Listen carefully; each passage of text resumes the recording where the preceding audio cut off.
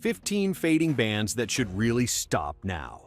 Some legacies deserve to rest in peace. Certain bands created timeless music that defined generations. Then they kept going long after the magic disappeared.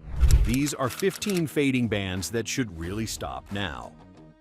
Number 15. The Guess Who.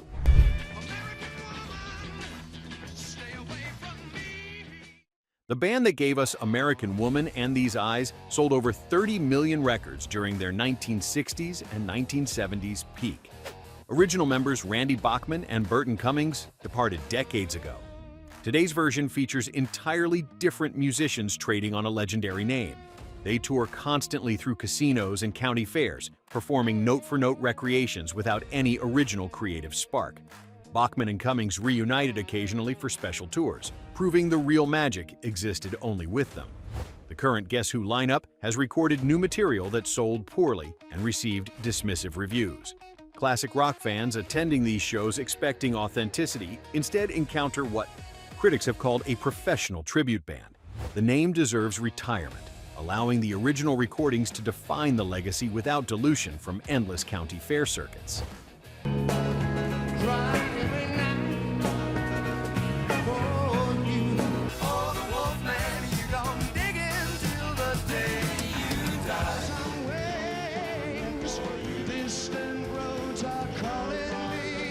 Number 14. Three Dog Night. 7 top 10 hits between 1969 and 1975 made them one of America's most successful acts, selling 40 million records worldwide. Joy to the World spent 6 weeks at number 1. One became an anthem. The band featured 3 distinctive lead vocalists who rotated throughout songs, creating their signature sound.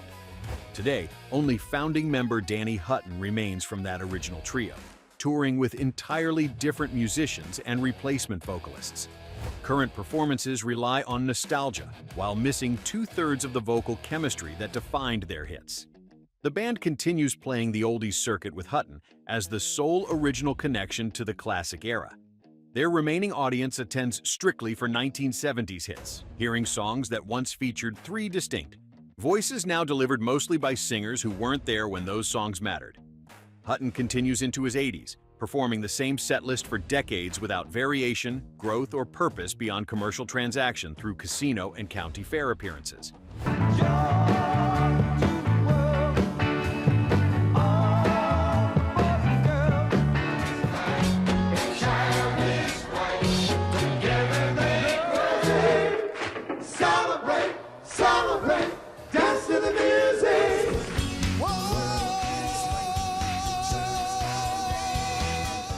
Number 13. Herman's Hermits starring Peter Noone.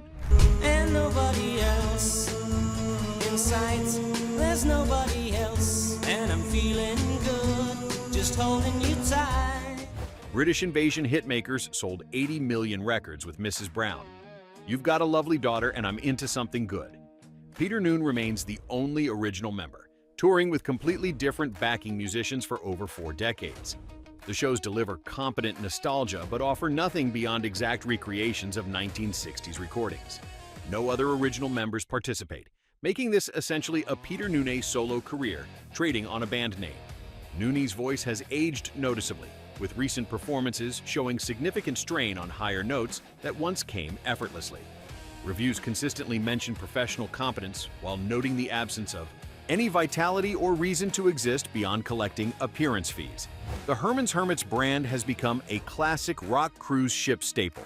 Noone continues into his mid-70s, performing the same set list he's delivered for 40 years without variation, growth, or purpose beyond commercial transaction. Something tells me I'm into something good. See her next week, and she told me I could. I asked to see her, and she told me I could. People just like us are falling in love. Number 12. The Zombies. Don't hurt me now for love belongs to. Time of the Season and She's Not There established them as British invasion legends who sold millions during their brief 1960s peak. The original band broke up in 1968. Decades later, founding members Colin Blunstone and Rod Argent reunited for tours that initially offered genuine nostalgia value. Recent years have seen increasingly shaky performances, with Argent's keyboard work noticeably deteriorating and Blundstone's once pristine voice showing serious wear. Recent tours have received mixed reviews, citing forgotten lyrics, timing issues, and performances that felt obligatory rather than inspired. The band announced farewell tours multiple times, only to return months later for another circuit through performing arts centers. Their 2011 album received modest critical praise but sold poorly, proving audiences want only the 1960s material. At this point, each performance risks further damaging memories of a genuinely innovative band that deserved to rest on its considerable laurels. Before we continue to the top 11, which band surprised you most so far? Are you watching from somewhere these bands still tour regularly? Drop a comment and let us know where you're watching from. Well, no one told me about her.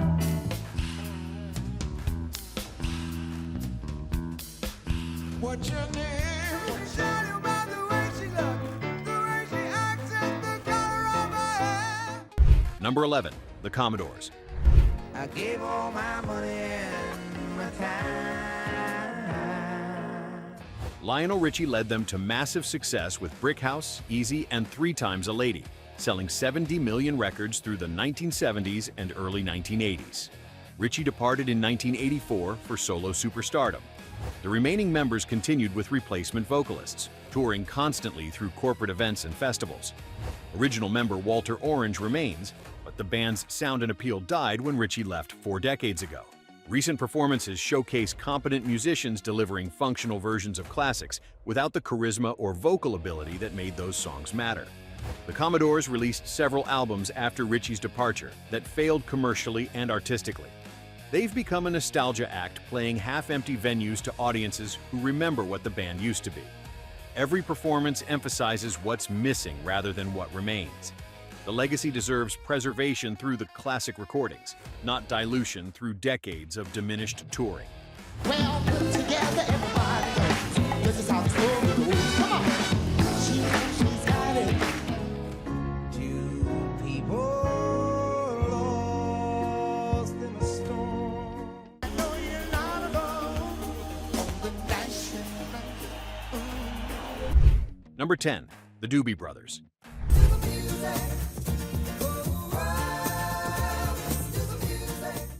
Listen to the Music and What a Fool Believes generated 40 million in sales during their 1970s and early 1980s peak.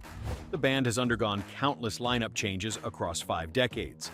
Recent reunion tours feature some original members, but showcase voices ravaged by time and performances lacking the energy that defined their classic recordings. Michael McDonald's voice has lost range and power, while Tom Johnston struggles through songs he wrote 50 years ago. A 2020 reunion tour was postponed, then executed in 2021 to mixed reviews praising professionalism while noting obvious decline. The band performed at the Rock and Roll Hall of Fame induction with noticeable strain and multiple vocal issues. New material released in 2014 sold poorly and disappeared immediately. Each tour now feels like watching athletes play past their prime, diminishing memories rather than honoring them. The recordings remain perfect. The current live versions increasingly don't.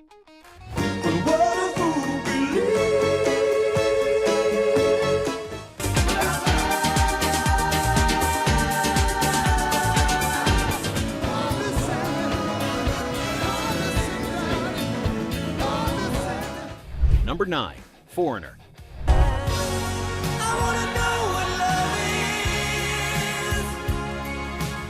I Want to Know What Love Is and Cold as Ice made them MTV-era superstars who sold 80 million records worldwide. Original founder Mick Jones remains the only original member, touring with entirely hired musicians. Lead vocalist Lou Gramm, the voice that defined every hit, departed after health issues and disputes. Replacement singers have attempted to recreate Graham's powerful delivery without success. Recent tours feature technically competent performances completely lacking the authentic vocal power that made Foreigner a stadium act. The current lineup has recorded new material that generated zero commercial interest or critical attention. Jones himself, now in his late 70s, performs seated and contributes minimally beyond his presence. Reviews consistently describe professional tribute band experiences rather than genuine Foreigner concerts. Graham and Jones reunited occasionally, proving the real band exists only when both participate. Everything else is corporate nostalgia extraction from a legendary brand name. You're as cold as ice. We better do something about it now. I wanna feel what love is. New morning, new day. Number 8, The Beach Boys. Pet Sounds revolutionized popular music. Good Vibrations remains one of the greatest singles ever recorded. The band sold over 100 million records, defining California sound. Decades of legal battles and lineup disputes have resulted in Mike Love touring with a version featuring no founding members. Classic era member Bruce Johnston, who joined in 1965, performs with Love occasionally, but the core creative members are gone. Brian Wilson tours separately with different musicians. Love's version has been criticized extensively for uninspired performances, reliance on backing tracks, and transformation of artistic legacy into commercial enterprise. Wilson's mental health struggles have resulted in concerts where he appears disconnected and confused, with backing musicians essentially performing around him. A 2012 reunion tour featuring surviving originals offered hope but ended in disputes and recriminations. Current Beach Boys tours feel exploitative, trading on cultural significance while delivering diminished experiences. The recordings are immortal. These touring versions damage that immortality with every contracted appearance. I'm picking up the vibration. Come on, pretty mama, Key Largo. Number 7, Journey. Just a small town girl living in a lonely world. Don't Stop Believin' became a cultural phenomenon decades after its 1981 release, eventually reaching over 7 million in digital sales. The band sold 80 million records worldwide, with Steve Perry's unmistakable voice defining their sound. Perry departed in 1998. Journey has continued with replacement vocalists, most recently Arnel Pineda, who sounds similar enough to fill arenas with nostalgic audiences. Original member Neil Schon remains, along with Jonathan Cain. The problem isn't competence, but authenticity. Pineda delivers professional performances, but Journey without Perry is fundamentally a tribute to Journey. The band has released albums with replacement vocalists that sold modestly, but generated no cultural impact or lasting material. They tour constantly, filling sheds and arenas with audiences who want to hear 1980s hits sung by someone who wasn't there. Perry briefly reunited with the band for a Rock and Roll Hall of Fame induction, highlighting exactly what's missing every other night. The current version exists purely as commercial enterprise, not artistic endeavor. Engagement break before we get to the top 6, which 2, story hit hardest? Ever seen one of these bands live recently? Drop your thoughts in the comments. Don't stop believing. Hold on to that feeling. So now I come to you with everything. Somewhere in the night. Number 6, Lynyrd Skynyrd. Big wheels keep on turning. Carry me home, see my kid. The 1977 plane crash that killed Ronnie Van Zant, Steve Gaines, and Cassie Gaines should have ended Lynyrd Skynyrd. Sweet Home Alabama and Freebird defined Southern rock, selling 30 million records. The band reformed in 1987 with Ronnie's brother Johnny Van Zant on vocals. Guitarist Gary Rossington was the last original member, continuing until his death in 2023. Now 0 original members remain, yet the band still tours. Current Lynyrd Skynyrd is entirely replacement players performing songs written by dead men. Johnny Van Zant has fronted the band for over 3 decades, but he's singing his dead brother's words without the authentic connection that made them powerful. Recent tours have received criticism for relying heavily on backing tracks and featuring performances lacking inspiration or purpose. The band released albums that sold minimally and added nothing to the legacy. Skynyrd deserved to end with Rossington's passing, preserving dignity rather than continuing as a brand name without soul.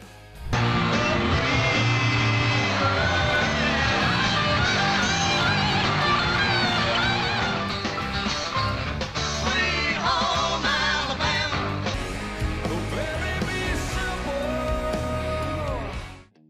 Number 5. Santana. Don't turn your back on me, baby. You just might pick up my magic sticks. Carlos Santana remains one of rock's greatest guitarists, leading a band that sold over 100 million records worldwide. Black Magic Woman and Oye Como Va defined Latin rock fusion. Smooth with Rob Thomas generated a massive career renaissance in 1999, with the Supernatural album selling approximately 30 million copies worldwide. Then Santana kept going, releasing increasingly formulaic albums featuring guest vocalists in transparent attempts to recreate that lightning-in-a-bottle success. Recent albums have sold poorly and received dismissive reviews criticizing calculated commercialism over artistic integrity. Santana tours constantly, delivering competent performances while surrounded by entirely hired musicians. His guitar work remains technically proficient, but feels repetitive after 6 decades of similar solos. The band has become a casino and amphitheater staple, performing greatest hits to aging audiences. Multiple farewell tour announcements have proven false, with Santana continuing into his late 70s. The legacy is secure. The continued output diminishes rather than enhances it. Yeah.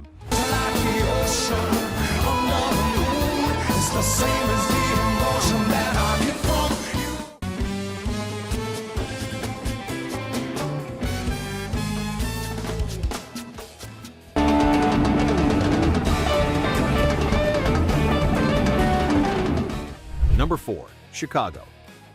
Even lovers need a holiday. 25 gold albums, 23 top 40 hits, and 100 million records sold made Chicago one of America's most successful bands. Saturday in the Park and 25 or 6 to 4 showcased sophisticated horn rock arrangements. Founding members Terry Kath's death in 1978 and Peter Cetera's 1985 departure marked creative endpoints. The band continued with replacements, transitioning from artistic powerhouse to corporate event staple. Current Chicago features 3 original members among mostly hired players, touring constantly through performing arts centers and corporate shows. Recent albums have generated 0 commercial impact or critical interest. The band's performances deliver professional competence, without inspiration, energy, or reason to exist beyond commercial transaction. Reviews consistently note polished mediocrity and absolute reliance on 1970s material. Chicago announced residencies and continues touring into 2024 despite band members in their 70s delivering increasingly tired performances. The horn arrangements that once sounded revolutionary now feel like obligation, repeated nightly because contracts demand it. Should I talk you to some more? I will make it up to you. I promise to. And I want you here with me. Number 3. Styx.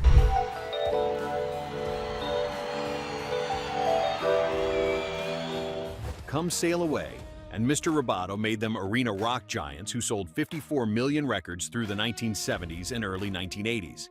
Original vocalist and primary songwriter Dennis DeYoung departed in 1999 amid bitter disputes. The remaining members, Tommy Shaw and James Young, continued with replacement vocalist Lawrence Gowan. Decades of legal battles and public feuding have turned Styx into a case study in toxic band relationships. Engagement break. Before we reveal the top 2, which band's decline surprised you most? Have you watched these legacy acts fade in real time? Drop a comment below. DeYoung and the current Styx both tour separately, each performing the same songs and claiming authenticity. Neither version captures the creative chemistry that generated the hits. Current Styx performances are competent but completely lack the theatrical ambition that defined their peak. New material released without DeYoung has sold poorly and satisfied nobody. The public feuding has damaged the legacy more than simple retirement would have. Every tour emphasizes dysfunction rather than celebrating achievement, with 2 competing versions proving neither possesses what made Styx successful.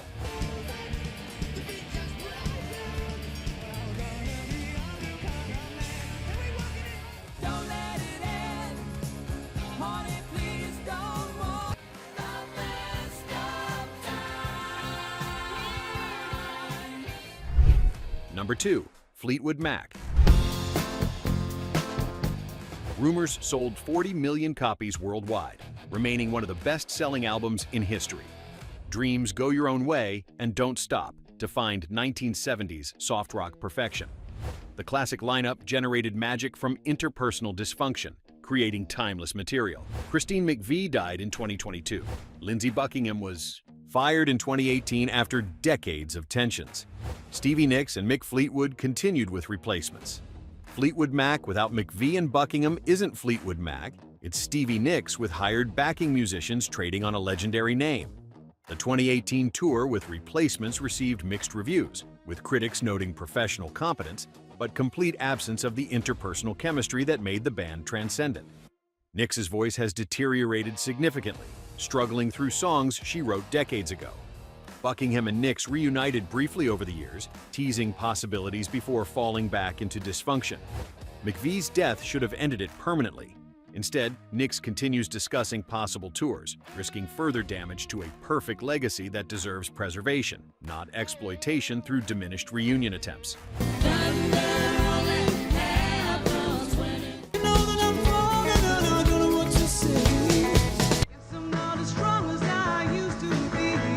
Number 1. The Eagles.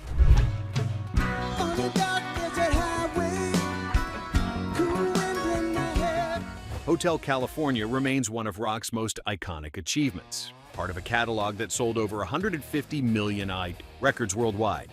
The band defined 1970s Southern California rock with Take It Easy, Desperado, and Life in the Fast Lane. Glenn Frey's 2016 death should have ended the Eagles permanently. His voice and songwriting partnership with Don Henley created everything that mattered. Instead, Henley continued with Frey's son, Deacon and country singer Vince Gill as replacements. The decision to continue sparked immediate controversy and criticism from fans and critics who considered it disrespectful to Frey's memory. Deacon Frey sounds similar to his father but isn't his father, making performances feel like tribute band experiences despite Henley's presence. The band has released no new material, existing purely to perform 50-year-old songs with replacement players. Tickets remain expensive, with the band continuing to charge premium prices for what is fundamentally an incomplete Eagles.